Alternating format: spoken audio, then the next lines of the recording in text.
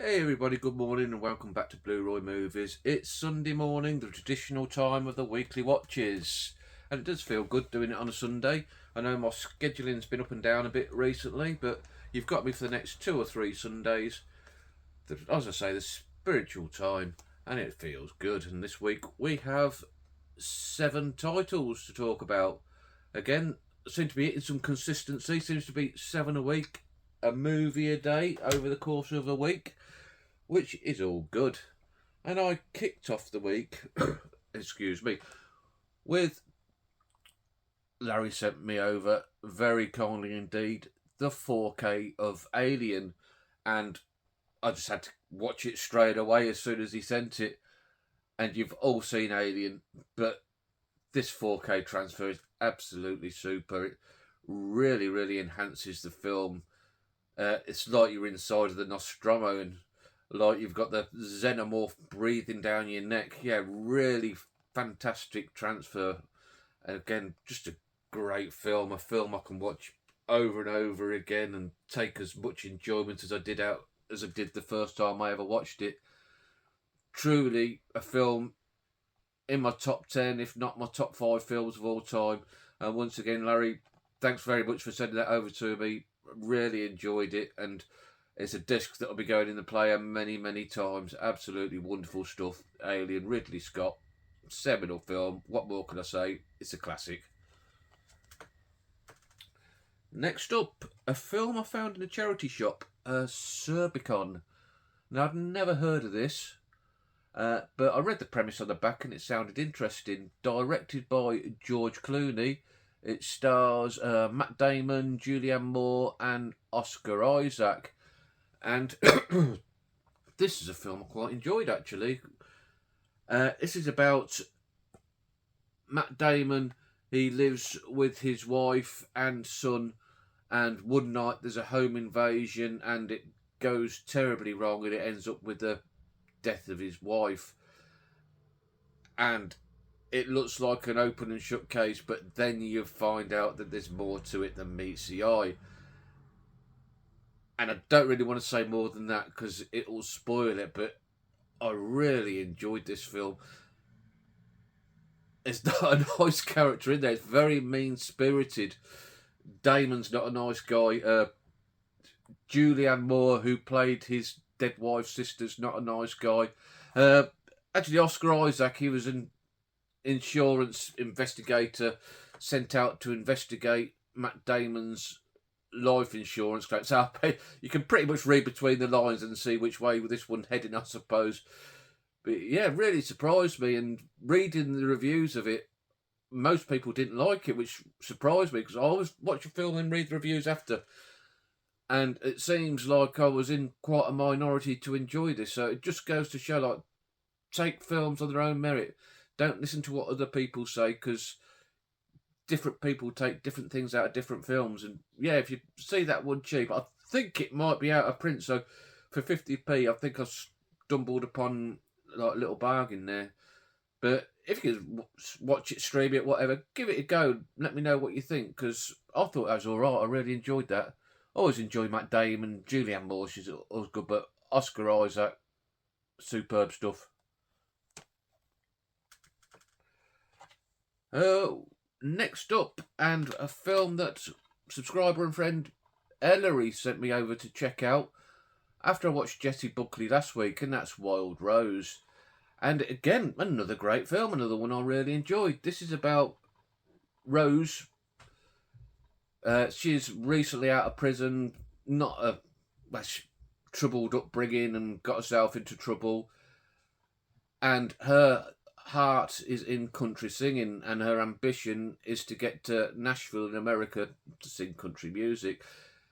She lives in Glasgow and head in the clouds, really, just living for a dream. But her mother, played by Julie Walters, she's not having anything to do with that and gets her a job cleaning for this middle-class lady. And that's when things take off, when this middle-class lady takes an interest in her singing. Yeah, really good, feel-good film. Quite enjoyed it. Very talented lady. Great voice on her. And that and what I watched last week, yeah, really superb. and want to see more of her stuff. Yeah, Jessie Buckley, very good. I think she came to prominence on one of these crappy talent contests, didn't she? Britain's Got Talent or some X Factor, something like that. Let me know if you know about that. I'm pretty sure that's what I've heard about that. Yeah, decent film, and once again, Ellery, thanks for sending that over to me. Much appreciated. One now I'll be keeping in my collection, and again, one I'll be rewatching in the future. Wonderful stuff. Thank you, Ellery, again. Next up, and this is one that Sam sent me over, so a bit of a theme emerging here. And Sam didn't get on with this film, so he sent it over to me to see if I'd like it. Harvey Keitel in Bad Lieutenant. And it's directed by Abel Ferrara, who I've not had a good track record with. King of New York, I know everybody likes that, but it didn't do it for me. And Driller Killer I thought was terrible, an appalling film. So I like the Cage remake of this, so I stuck it in, not knowing whether I'd like it or not, to be honest, and I really dug it. I thought it's a great film.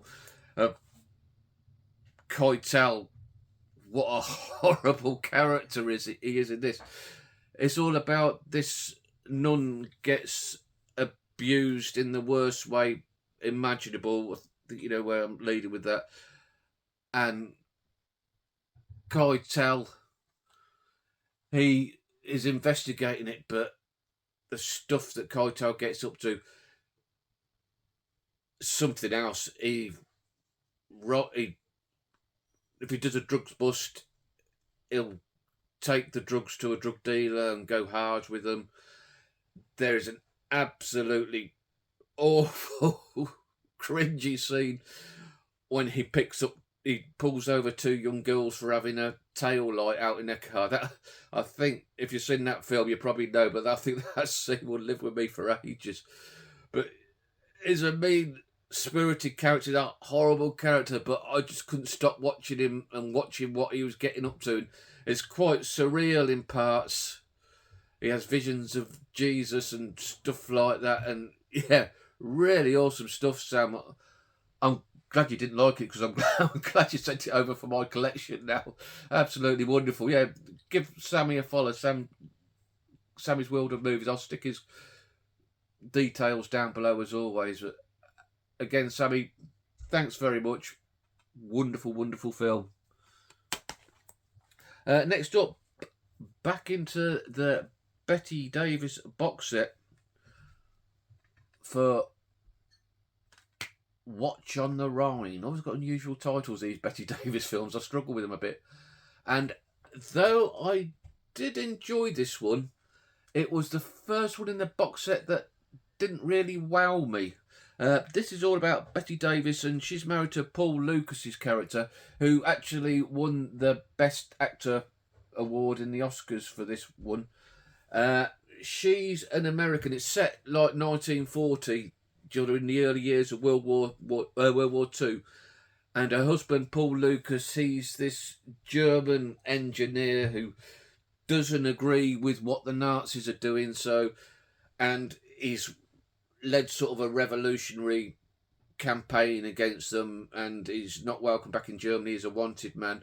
So he sort of moves from country to country, like keeping one step ahead of them, and he ends up living in America with Bette Davis's parents, well, her mother anyway, and also living there at the same time is this Romanian sort of emissary character who is a Nazi sympathiser and soon gets wind that Lucas is a wanted man, and he'll go and report it to the German embassy in America. I can't remember what city it was in America, but in 1940, when we're waging war with the Germans, in the German embassy in America, it's like full-on Nazi, full uniforms, which quite actually boggled my brain. And like, while we were at war, like in America, they would just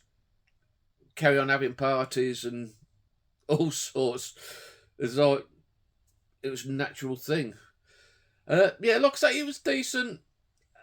Reading the back of it, I thought it was going to be the one I'd like the most, so that quite surprised me. Betty Davis's character, when she plays like with a bit of devil inside her, that's when she's at the best, which she wasn't in this one. She was like more just straightforward, good character. Yeah, when she's being minxy and the devil in it, that's when she's at the best. But if you've got the box set and you plough away through it, it's worth a watch, and it's got very good reviews again. So I just seem to be going opposite to the general consensus on a lot of these films this week. But yeah, still worth a watch. Still give it a go. It was all right. And next up for myself, directed by Carol Reed, director of The Third Man, Odd Man Out with James Mason. Now, this is about Mason's character. He's the leader of a group of Irish nationalists, which, reading between the lines, it's never quite stated as an IRA group, and they rob a mill. I think it's probably the wages run in Belfast at gunpoint, which obviously, if you're a nationalist, that's obviously the solution, to go and rob a factory in your own city. And the robbery goes wrong, and it ends up with a guard being killed, and James Mason injured very badly and on the run for the police. Now, this started off really well. First half of the film, I really enjoyed it, but for me, the second half quite dragged a bit. It's a 2-hour film. I think 90 minutes would have been perfect for it. So it didn't quite hit on them. So, like I say, brilliant first half, not so much second half. And without getting too political, I couldn't really get on board with the IRA parts of it. Now, I was brought up in a time where they were like the main terrorist threat in this country, and in this film they're sort of like portrayed as these sort of hero type characters, which didn't really wash for me. Like I say, the killing of, when I was growing up, the killing of people going out doing their shopping, and people going out for a drink with their friends after work, and that just loses any political favours they garner at all with me. Like, just something I can't get on board. And I know the British have done totally like bad things in Ireland down the years, and I don't agree with that either, but there's ways and means of getting your points across, and the stuff that these guys do, I just don't believe in it. So with that, it didn't really wash with me. But again, reading the reviews, it's mainly a loved film, so maybe I'm the odd man out. But what I can say, Carol Reed, you can see him cutting his teeth with his cinematography here.